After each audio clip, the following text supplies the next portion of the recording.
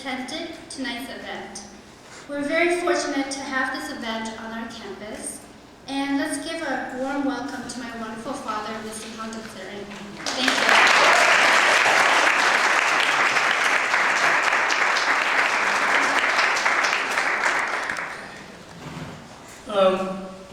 Please continue to enjoy some dumplings and pizza as we get started. I'm very, very glad to be here.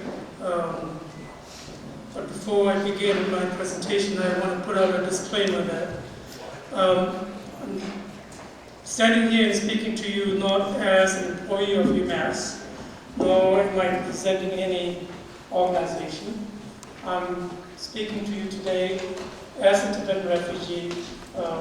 It's very fortunate to be able to share this experience. So with that said, the title of this presentation,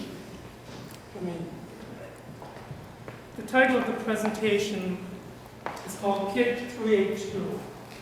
And there's a reason why I chose this specific title.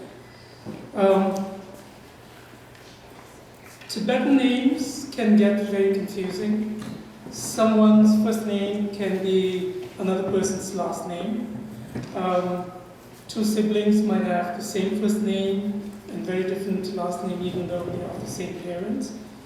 And so, as a result of that, to give you an example, this is my family. My last name and my wife's last name incidentally happened to be the same. Okay, this was her last name even before marriage.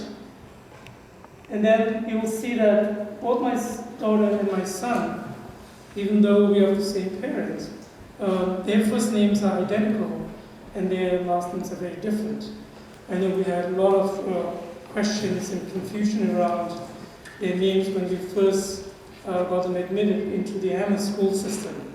I would get calls from the school teacher saying, what should we call your son? How do you differentiate? Because both of them are Tenzin. Okay. So because of this nature, and part of this has to do with Tibetan culture and tradition. Traditionally, Tibetans don't have a family name, but there are exceptions. Folks who belong to the aristocrat family or folks who have been closer to China or India, where there's the practice of having a family name. Yes, there are some Tibetans with identical last names, family names. But generally speaking, most Tibetans don't have a last name. So, in the Tibetan refugee school system, when you have so many Tserings or when you have so many Thondups or Tenzin, it gets very confusing.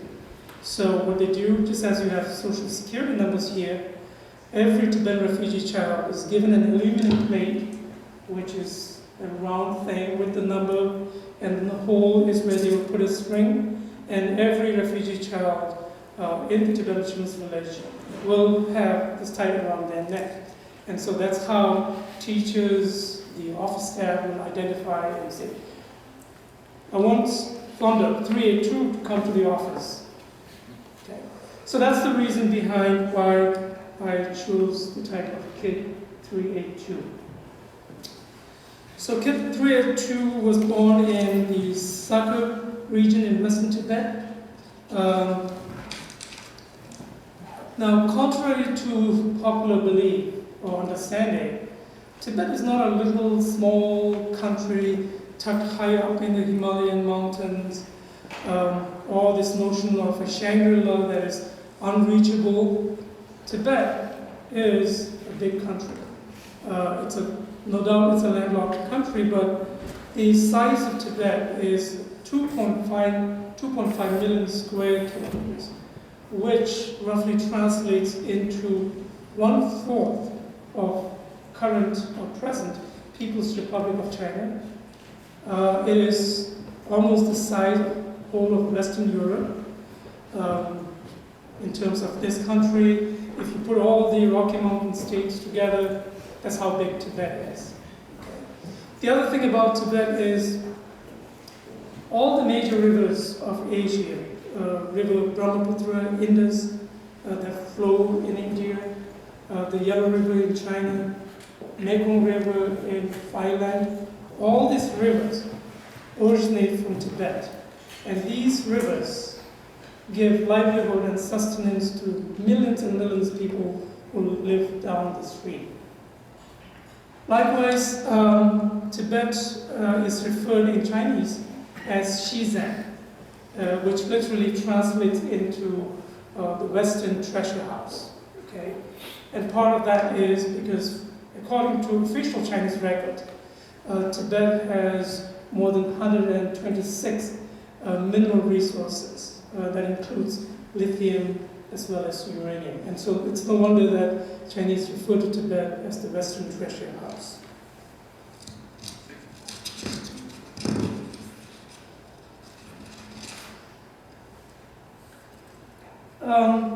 Kid 302 belonged to a nomadic family.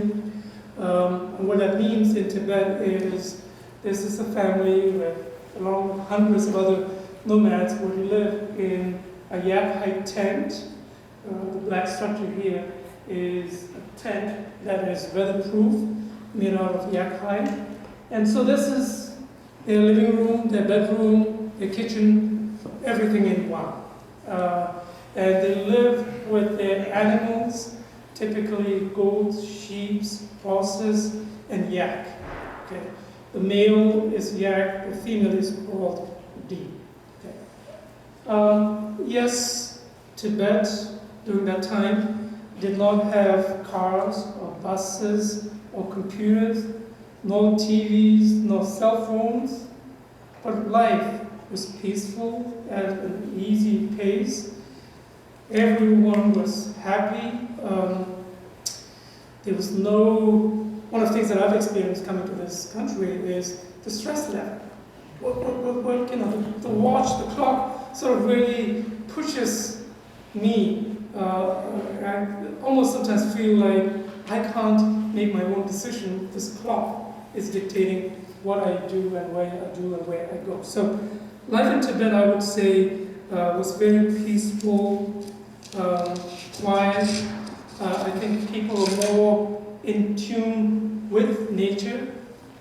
And so when the weather gets warm, the family would move to higher regions, go with their animals, and then during, once it gets cold, they move back. Soldiers. I'll stop here and let you watch this.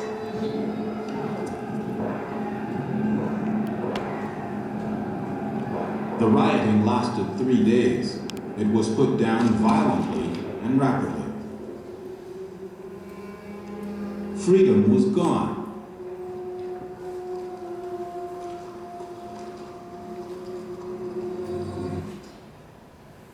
So this peaceful life in Tibet was interrupted in 1949, and this is just a glimpse of what you saw. And this is a production of the French public TV station. So if any of you are interested in learning more about Tibet, this program, it's called Tibet Tragedy, and it's produced by the French television, National Public Television. So I would strongly encourage you to check that out. But as a result of the Chinese invasion, over 1.2 million Tibetans lost their life. And over 6,000 monasteries were destroyed. And of course, as you saw in this picture, the Dalai Lama and thousands of Tibetans had to escape Tibet and seek refuge in India. Now, one of the main things,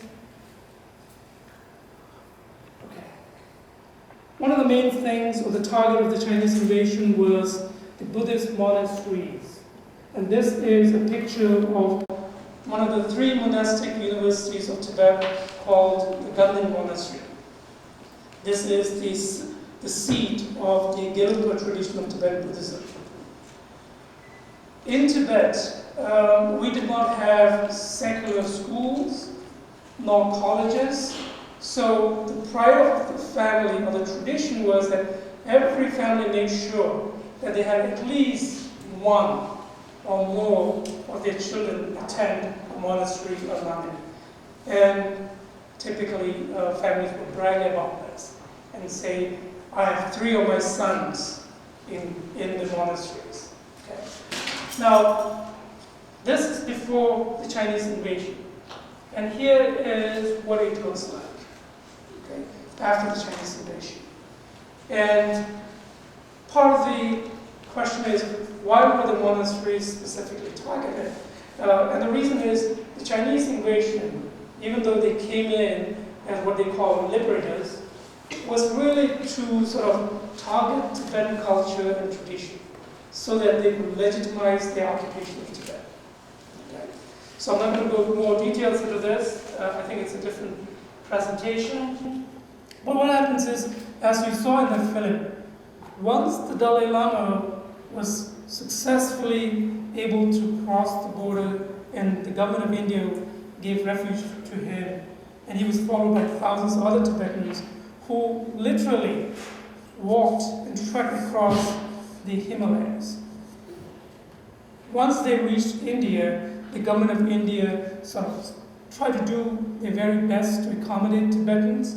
And what I would say is one of the most challenging things about coming into refuge in a foreign land and all of a sudden being exposed to a hot climate, a very different culture, uprooted from your culture and your country, your home, it leads to a lot of traumatic experience.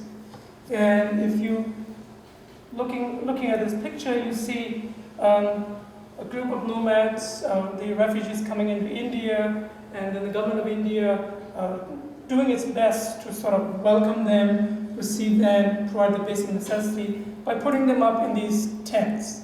Okay.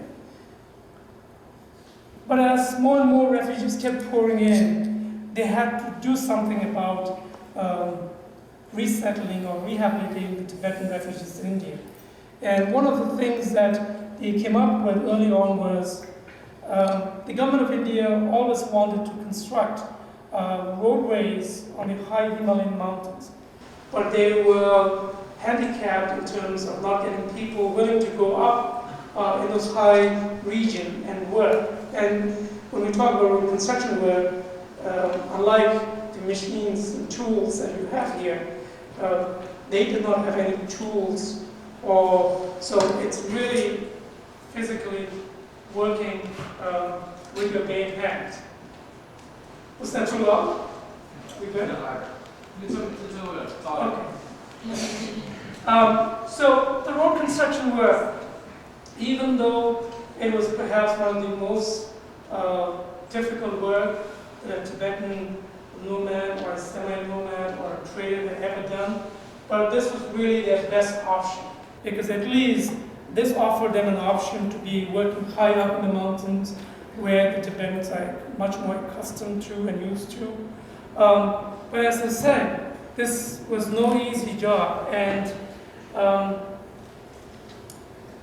there have been many stories and instances where when they use these dynamites to sort of break a rock on a mountainside, sometimes the whole mountain collapses, burying the people who are working underneath.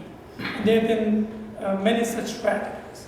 But I think this was nonetheless something that Tibetans felt like we have nothing, we have to earn our livelihood, and this seems to be the best option, it's not, even though it's risky. And so many, early on, most Tibetans either joined the monasteries that were sort of built or rebuilt in India, or joined the road construction camp. Kid 382, while his family worked at the road construction camp, it was typical for Kid 382 to be sent into the streets of India to beg, to supplement the family's income.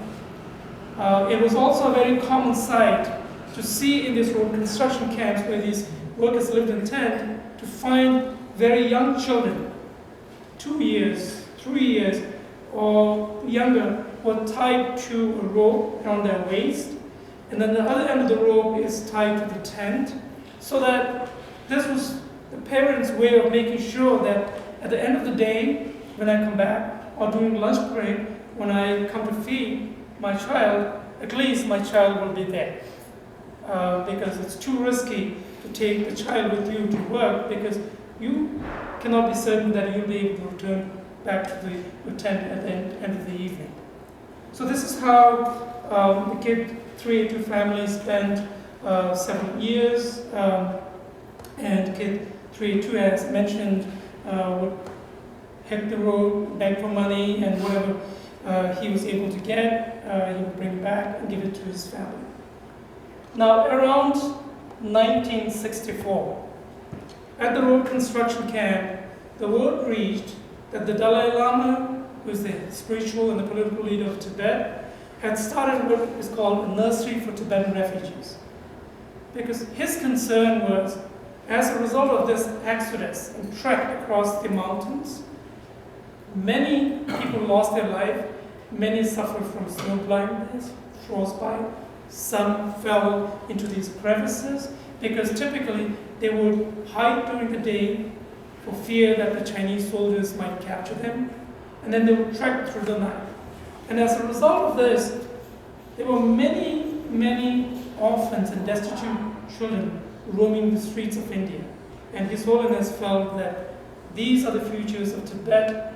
We need to do something urgently about it. And so he set up the Nursery for Tibetan Refugees with a group of 51 students.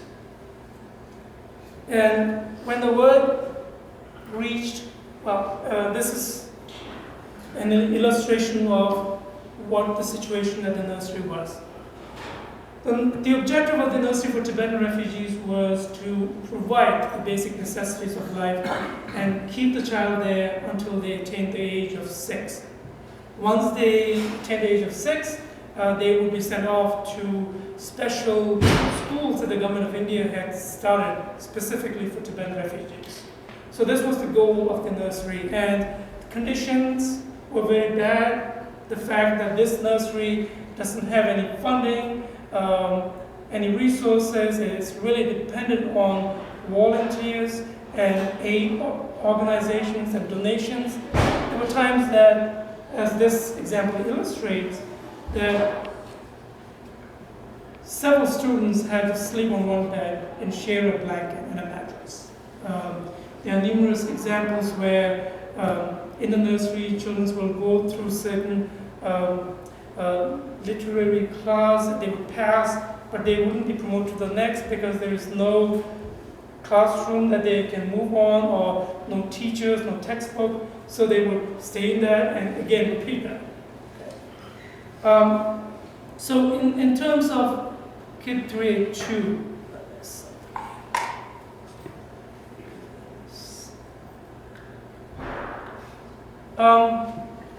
in terms of Kid 382, when the word reached the road construction camp that the Dalai Lama had started this wonderful nursery for Tibetan refugees, they decided that it's time to send their kid to this nursery. And their parting word on the day when they sent this kid, when the parents separated from their child, the parting word was, "We are sending you in the service of the Dalai Lama and Tibetan cause." So it was not like, "Son, dress up, take your backpack, make sure you have books and pencils, you are going to be starting school today." Okay. This was, "Hey, we're going to send you to this organization, but this is going to be your mission, this is going to be your objective." Okay. Because really, I think, primary concern of the refugee community and the Tibetan government in exile, including the Dalai Lama, was something needed to be done to preserve the Tibetan culture and identity. And the parents felt like, if this is the sacrifice that they need to make to accomplish this cause, they were willing to do it and ready to do it. So Kid 382 was sent off to the nursery for Tibetan refugees. These are some pictures of Kid 382. On the top, Kid 382 is with his uncle, who is who was a monk at that time. And down below is a picture of Kit 3-2. It's the far left on the screen here, along with 3 other Tibetan refugee child attending the nursery. And the clothing that you look at, they did not have uniform. There was no way that they could afford to do it. And these are clothing that were received as donations, and even though they are the right color or the right size, be grateful you have something to wear. And so they put on. I'm going to fast forward, okay? And I think that gives you a sense of a little bit about the history of Tibet and a little bit about the work of the Tibetan Children's Village. Let me go one slide back here, and let me talk about this piece here. So, the Nursery for Tibetan Refugee, once the word got out, more and more Tibetan refugee kids would drop out. And it came a point of time where the nursery couldn't turn away any kid, because if they turn away, where else they would go? Nowhere other than the streets of India, be a homeless kid on the street. And so the nursery couldn't afford to do that, so they kept taking in. And as a result of this, these schools that were set up for Tibetan refugee children also began to very quickly fill up. And so these schools are no longer able to take their refugee kids or children from the Nursery for Tibetan Refugee. And so in 1978, the Nursery for Tibetan Refugee, realizing the challenges before them, changed their focus and objective. And this became what we call the Tibetan Children's Village, which is an integrated family where hundreds and hundreds of Tibetan refugee children live together in different separate homes. And each home would have maybe 12 boys or 15 girls, and then there would be of all different ages, and a foster father and a mother who would look after these kids. Tibetan Children's Village became the home, became the parent for Kid 382 and many thousands of children. And so many years would pass when Kid 382 would never hear or see his parents, because the parents are working in these rural construction camps and they keep moving from place to place, and they do not have the resources to buy a bus ticket and be able to leave work and come and visit him. So many years would pass where Kid 382 would never see his parents, but nonetheless, he was very fortunate to be part of the Tibetan Children's Village community, where he found new home, and new friends, new brothers and sisters. Okay, this is where I'm going to fast forward. So, with the help of Tibetan Children's Village, Kid 382 completes high school in 1975. He moves on to college in India, studies for 7 to 8 years, does a bachelor's degree with honors in history, master's in history 2 years, does a bachelor's degree in education, and all those expenses are covered by the Tibetan Children's Village. In India, there is no financial aid, there's no loan, there's no work study, and so unless your parents are rich, a Tibetan child cannot go on to college, no matter how brilliant or intelligent he or she may be. Okay? In 1988, Kid 382 received Fulbright scholarship and then came to UMass, studied for 2 years, majored in guidance and counseling, and he went back to the Tibetan refugee community, specifically to the Tibetan Children's Village organization, and became the first Tibetan guidance counselor. Traditionally in Tibetan custom, I as a parent, if I need to seek counsel advice, I will generally go to a monk or a priest. So if my daughter is of age to go to college, and myself being, as a parent, being illiterate, or not knowing anything about the college system or the education system in India, I would go to a monk and say, "Honorable monk, my son or daughter is of age to go to college. should he go to this college or that college, or this place or that place, or study science or social science or economics? And the monk or the priest will say some prayers, will take on a small little box with 2 little dice, will say some prayer, and will cast the die. Okay? And then looking at the number on the dice, he will look at the script and say, I think if your daughter goes to college in India, she has the best probability of being successful. Now, that's not how we make informed decisions, right? Certainly, part of the reason why Khedreye too became a counselor in the Tibetan community for the first time is from his own experience. He realized that this is something that our community really needs, and so that's why he became the first career guidance counselor, served in that organization for 17 years, and that's where he met his wife. And in 1996, Khedreye too was enrolled in a PhD program in the School of Education at UMass. So, where is Khedreye too today? This is Khedreye too today. Here's a picture of myself addressing a Tibetan March, 10th March rally in Amherst. March 10th is every year we mark this day with prayers, with protests, with visual, and so this is a picture of Khedreye too leading that. I also want to share this picture with you. This is taken last year, 2013, where Khedreye too was part of the Massachusetts delegation of the 5th Tibet Lobby Day. And in here, this is a picture that was taken in the Congressman Jim Mendelman's office. And so here, this is the group from Massachusetts, and we as a group had several asks or demands from our congressman. And I think as a Tibetan American, it's not only my duty, but also my right to let my congressman know what are some things that are important to me as an American citizen. What are some things that I want him to be working on? And so this is a picture of that. This year we just had the 6th Tibet Lobby Day, just this past week, Monday, Tuesday, I was again in Washington, D.C.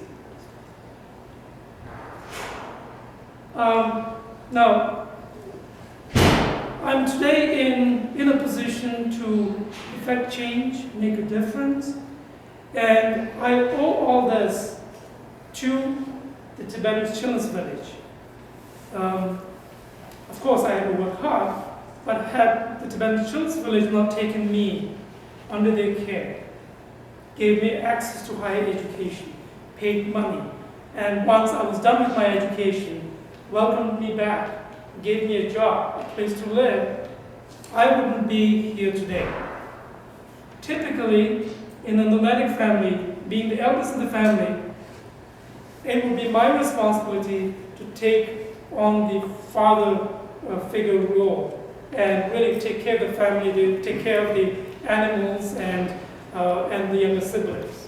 Okay, and I think what that may look like is probably I may have at this time been living in a Tibetan settlement along with my mom, who's now about 80 years old. But I certainly would not have this opportunity and be able to stand here and speak to you today. And not only that, I think be able to provide some of the opportunities to my kids that I and many thousands of other Tibetan refugees never ever had. And so I'm extremely indebted and grateful to the Tibetan Children's Village. In the picture here, you see Jetun Pema, who is at the age around 13, 14. She was studying, she's one of the youngest sisters of the Dalai Lama. She was studying in England. She gave up her education, and like the book, The Outcast United, Coach Luma, this woman gave up her future, her career to make and give life and future to thousands of other children. And she started this at a very young age. And today the Tibetan Children's Village is one of the largest, one of the most successful non-governmental organizations in the Tibetan community. I think I have, yep. If you look at this, it's amazing. Remember, this started in 1961 with a batch of 51 Tibetan refugee kids.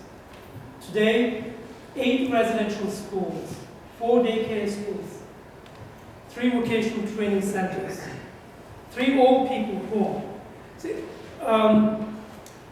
one of the things that I really like about this organization is the objective is to provide a life, a hope, a career, and so no one is turned away if someone is really in need of help. And that could mean a little baby who lost his mother at the time of delivery or of some complication. The Children's Village will take this. They have a little home called Little Norway, because it's called Little Norway. It's sponsored by the Norwegian Tibetan Council. But this home is for babies, very, very little babies. So we start from that and go all the way to college. I mean, down here, about 5-6 years, this organization started the first Tibetan college in India, the Dalai Lama Institute of Higher Studies. Okay. And then we have Old People's Home, which is really taking care of our senior citizens who have no family, no resource to be able to put themselves in home care.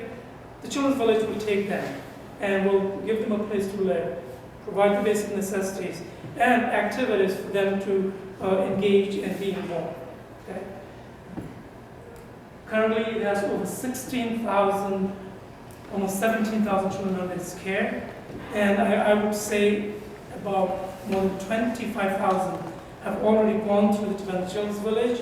And today, if you look at the Tibetan government in exile, or the Tibetan refugee communities, you will notice that many of those people in leadership positions have gone through this organization. And I think it is truly an amazing story. It's something that I deeply care about, I'm really indebted to. And so here's some ways you can assist if you choose to.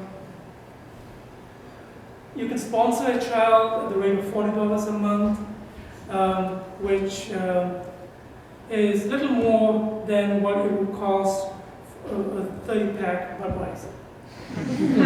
Right?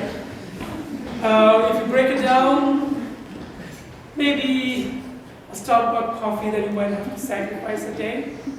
But imagine the impact it can have, the difference it can make, the life and hope it gives to a Tibetan refugee child. In Amherst High School, we have a Student for Free Tibet chapter. And this student high school group sponsors a child in the Tibetan Children's Village. And how do they do? Once every week, they sell Tibetan dumplings on their school campus. And with that money, they're supporting a child at the Tibetan Children's Village. You can send specific donations for a specific project, or if you look at the TCV web page, and I'll give you that. There's so many different opportunities to do that. You can send warm clothing. I know I work on a college campus, and I know in May we're going to close the building, and I know there are going to be tons of clothing that are in absolutely good condition that are going to be trashed. Okay. I think here you have an opportunity to do something about this and make it much more meaningful and productive. You can tell a friend about TCV or about Tibet. Or if you are motivated or if you're inclined, you can engage yourself in creating or promoting awareness on Tibet and the Tibet issue by starting a Student for Free Tibet chapter in your school or in your neighborhood. I advise the UMass Student for Free Tibet chapter group.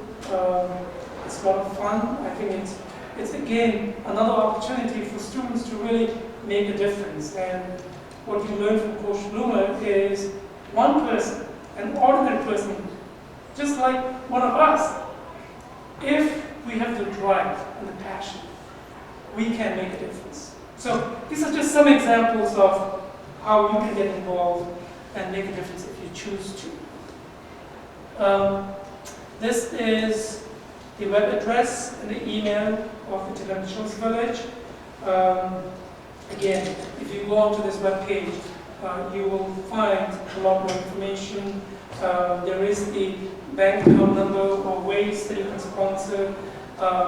And this is really an organization that has the complete backing of the Tibetan government style. Its accounts are audited, so it's not like somebody doing something and then you don't hear anything. If you sponsor a child, there is a sponsorship office that will be in communication with you. If you want to send letters or card to the child, you can do that. If you want to, say, during a summer break, or if you take a break from your school and decide to go teach English or volunteer in whatever area that you're passionate about, you can communicate to them and make it happen. Okay.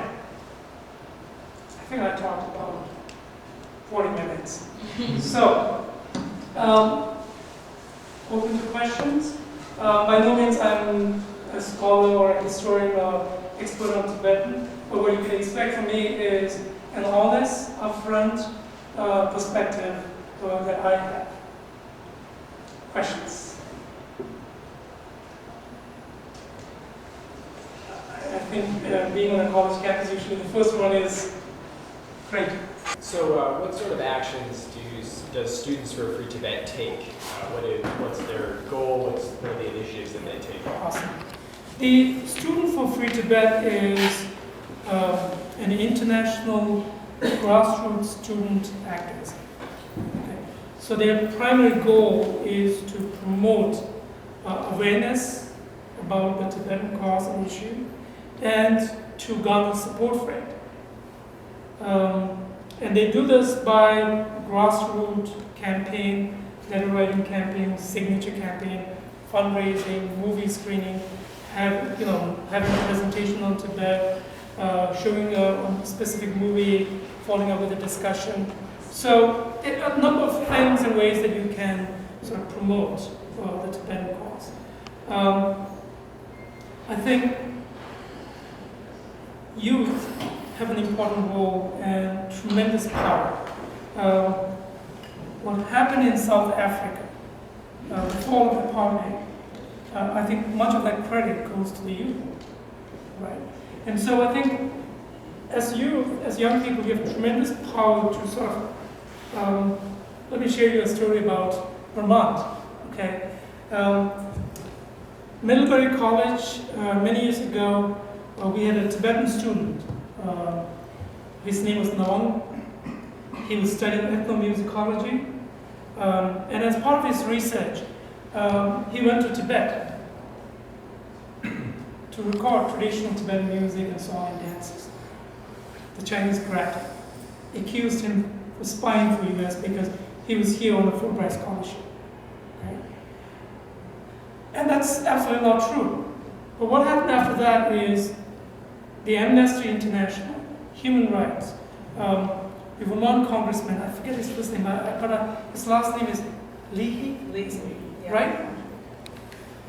All these people began to talk about this and raise awareness on college campuses and on Capitol Hill. And with pressure from the International Aid Organization, he was released from prison directly in care of the International Campaign for Tibet. So he was flown from Tibet to China, straight to Washington, D.C. Had Students for Free Tibet, Amnesty International Group, and thousands of other people who did this campaign, had they not done it, he probably by now would have died. Okay? May have disappeared. No one would have seen. His mom did a tour in this country, and we were able to, at that time I was in Amherst, we were able to host them and organize different presentations. But that's the sort of things that Students for Free Tibet does. And one thing that I really want to emphasize is, sometimes, we question ourselves, we begin to doubt. By me sending this $10 or signature camp, by me signing this, will it really make a difference to someone who's languishing in a prison thousands of miles across the ocean? The answer is yes. Never doubt that. If you consistently do your work, you will. Yes, there are times you're going to not be successful, but there are also going to be times that you're going to be successful. And there are many stories that I can share with you about this, but that's a message that I want to make sure, and that's something that SFT really works out for. Okay. Did you hear this? Yeah, what's the current situation with China's occupation of Tibet? Awesome. The current situation. The current situation is no better. It has never improved since the Chinese invasion of Tibet. And I can say that with certainty because of the fact that we have, between 2009 to just this past month, we have had 130 cases of Tibetans pouring gasoline on their body and lighting it on fire in protest, calling for freedom in Tibet, return of the Dalai Lama, and the unity of Tibetan people. And so you can very well see that the situation in Tibet is really bad. I think many of these people who take this action do so with the hope that if I sacrifice myself and do this, hopefully the people of the world will notice, will wake up and take some action, and hopefully my country and my people will be free. That's the hope, that's the call that they made. Okay? So, and I can keep on giving an example. I mean, if you look at a picture of Lhasa City today, even on the Chinese television, all the billboards are in Chinese language. It looks like a Chinatown. It doesn't look like a Tibetan town at all. And this is, again, no accident. This is intentional, systematic. Okay? Tibetan language in Tibet, even in schools, Tibetan language is discouraged. If somebody wants to apply for college admission or for employment in Tibet, he or she need to be able to speak in Chinese and write in Chinese. Okay, so you can see clearly that Tibetan language is being marginalized to a folk language, a non-functional language. Okay, and again, as a student of education, I know very well that if you want to take away a culture, you take away the language, and that's what happened in this country to the native people as well. So that's another example of how bad the situation is today. I think you had a hand. Did you have a hand? No, Okay. Can you share what the Dalai Lama has been doing since he left Tibet? Yes. He is the face of Tibet. Tibet is now sort of, it's a name that is recognized on the international forum. And that's a result of the work of the Dalai Lama. Sometimes when I go from place to place, and if I say I'm a Tibetan, and I'm from Tibet, people are confused. But if I say I'm a Dalai Lama's follower, oh, they recognize that. So that's just a small example, but I think it illustrates the work that he has done for Tibet. He is the spiritual leader of Tibet. He is the political leader of Tibet until very recently. And this is, again, it's really, truly remarkable that you have a leader in the 21st century who says, I don't think the current system of governance that we have for Tibet is the right one. It's not working. I'm going to step back, and you all, through a democratic process, elect a people's representative, and let that person be the head of the state of Tibet. It's to me, it's mind-boggling, because having studied history, you look at history, it's always a struggle for power. It's never about giving up power. Right? So the Dalai Lama, I think he has done tremendous service. I think he has sort of pretty much laid the foundation that even after he's gone, that the Tibetan freedom struggle and the Tibetan race, Tibetan culture will survive. Okay? I'll give you another example in the political front. The Dalai Lama has taken the position that even though historically Tibet has been an independent nation, his position is we do not need to have independence. Allow us to come back to our country and be an autonomous region within the People's Republic of China under the Chinese Constitution. Now this is really, sometimes as a Tibetan, it's really hard to accept. But his thinking is, we are all human beings. As human beings, we all want happiness. We all don't want suffering. That's a human nature. And so he feels that these geographical boundaries are creations of our human mind. More important than this is being able to learn and live together in harmony. And so, whether Tibet is part of China, as long as Tibetan people are happy in Tibet and able to preserve and practice their culture and tradition, he says China can be responsible for defense, can be responsible for the foreign affairs of Tibet as part of China, but allow us that freedom to be able to practice and decide how we want to be governed. It's really amazing when you think about this. But again, as a Tibetan, I sometimes struggle with this because freedom is my birthright. Tibet is my birthright. Why should I give this up? Okay. But even I have respectful disagreement, I also fully understand where he's coming from. And if China were willing to sit down and have a dialogue and a conversation and really agree to something like that, I think I too will jump on the bandwagon and go back to Tibet. But again, that's another very significant contribution, not only to Tibet, but this he feels is in the best interest of the Chinese people and the nation of China. And China is the world's largest population, right? And so he's really thinking about the global human community as opposed to being very narrow and talking only about Tibetan people and Tibetan's interests. Does someone have a hand up there? Okay. Question? Yes. If Tibet were to become, as you said,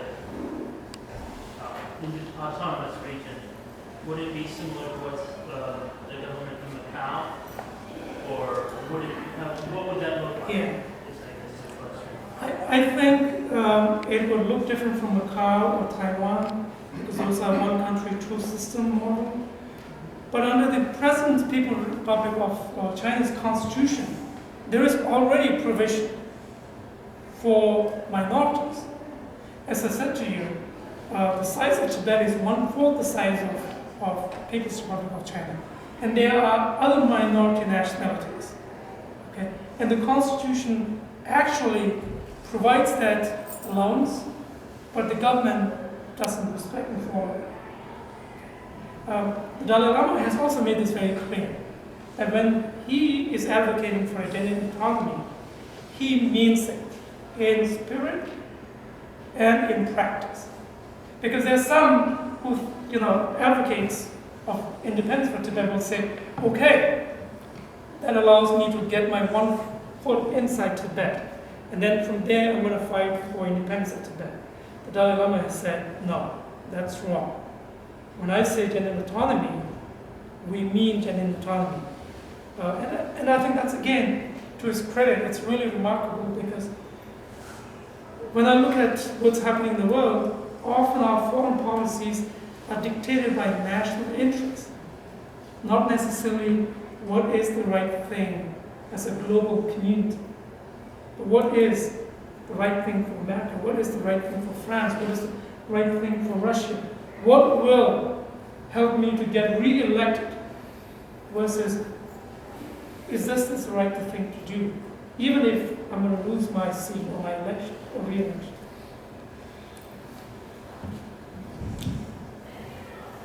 Questions, comments, thoughts? One of the things that I'm going to ask folks to do is I'm going to pass this index card around.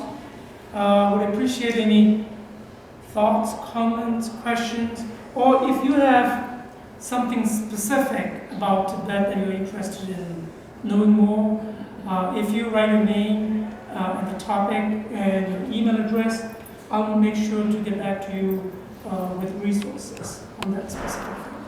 Okay. I'm going to hand this out, but this doesn't mean this is the end of it. I think one thing unique about the Tibetan freedom movement, whether one is a believer of middle path or gender autonomy or independence for Tibet, one thing that all of us are united is that the path must be non-violence. We must strictly follow a non-violent path, never ever resort to violence. And for me personally, this takes my thought back to 9/11, when I saw the news and saw people jumping from the tower. The question that I had to ask myself is that person's life more important, or is my freedom more important? And I struggled a lot with this, and I realized that that person's life is far more important. And at the same time, my freedom is important too. And if I can continue to struggle for my freedom, and at the same time safeguard and preserve someone's life and safety, that's the path I've decided to take. And I think this is really in keeping with the Buddhist tradition, Buddhist practice, and at the same time, I think it is the right thing to do. Okay. Anything else? Am I out of time? If you have no question, go ahead. Did you lose contact with your biological parents or siblings? Great question. I did not lose contact. I have been in touch with my parents. In 1989, when I was studying here, my dad passed away in India, but my parents never told me about it because they were fearful that this might impact my study here. And it was only after I finished my study here and go back that I realized that my dad is no longer. But I think one thing that has definitely impacted me is having grown and lived in the refugee community, away from my parents and siblings. I think I'm much more closer to the folks that I grew up with than my siblings. Okay. I talk to my sisters, I have a brother, but really some of those skills that you need to have as siblings to be able to negotiate and to be able to sort of maintain that connection, I find that challenging. And then I think, I'm not sure if my daughter will agree with me or not, as a parent, that has been one of my handicaps. Because having grown without your parents in the refugee community with hundreds of other kids, my thinking and notion is that each one of us must work for ourselves, be able to stand on our feet, and never really the thought about, as a parent, I have a responsibility. Here are some ways, one thing that I was amazed when I came here is the soccer moms. No, we never had that, and so in that respect, because of my upbringing experience, I think it has impacted my relationship with my sibling, and to some extent, even my working with my own children to help them to be more successful. I think in a lot of ways I may have been successful, but certainly in some areas I think I failed. And I think that's an honest.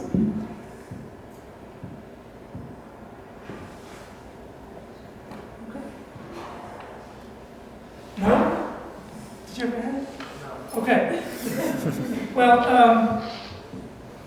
I want to thank you all for the opportunity to share my story, to share the story of Tibet, to share the story of Tibetan Children's Village. I thank the college for having me here and giving me this opportunity. But I think having read The Outcasts United, one thing that I hope you will take away that I think is a theme in my story is that you can make a difference. You can change and make the world a better place.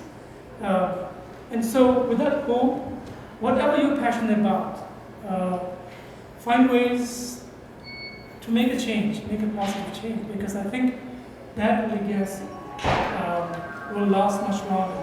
By being able to give a new life and a hope to someone who otherwise is hopeless and homeless, I think is a huge contribution to humanity. So I would encourage you to keep that in thought. And again, if there are ways that you want to get involved, I certainly will leave my email address, or you can contact Tenzin, and I'll be happy to work with you. Thank you once again.